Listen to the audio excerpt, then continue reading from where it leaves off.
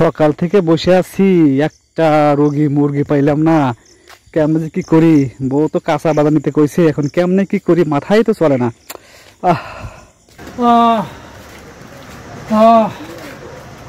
Doctor সাহেব কেমন আছেন? আর ভালো থাকা বাবা, শরীরটা একদম দুর্বল। এমন ওষুধ আপনার কাছে আছে যাতে খায় মহিলা মানুষ মতো ফ্যাট হওয়া যায়, আর জীবন তো চলে না বাবা। যাক, পাইছি একটা মুরগি, বউয়ের গালে থেকে তো রক্ষা পাইলাম। আর যাওয়া রে বাবা,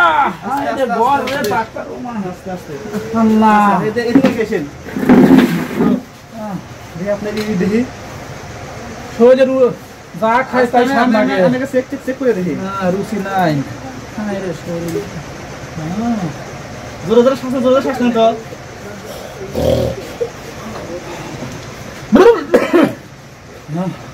এমন চিকিৎসা হলেন টেম্পার ওঠে। হ্যাঁ,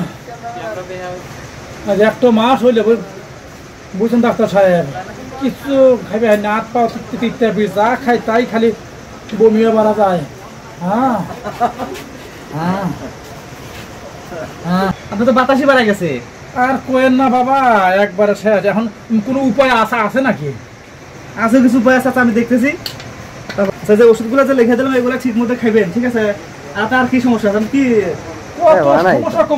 সমস্যার শেষ নাই, জায়গায় জায়গায় সমস্যা, বুঝছেন?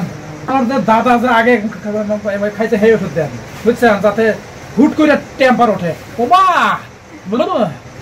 আল্লাহ, আপনি তো উত্তেজনা, তো আপনার তো খুবই খারাপ অবস্থা। উত্তেজনা উঠবে নয়, ওঠে না, উঠবে চায় আবার ডাইবে যায়, বুঝছেন? কিন্তু যাতে উত্তেজনা ওঠে সেইটা দেন আমার না। ওই আপনি ওই যে মহিলা যে খায় পিল, এই ফেলিকন দেন।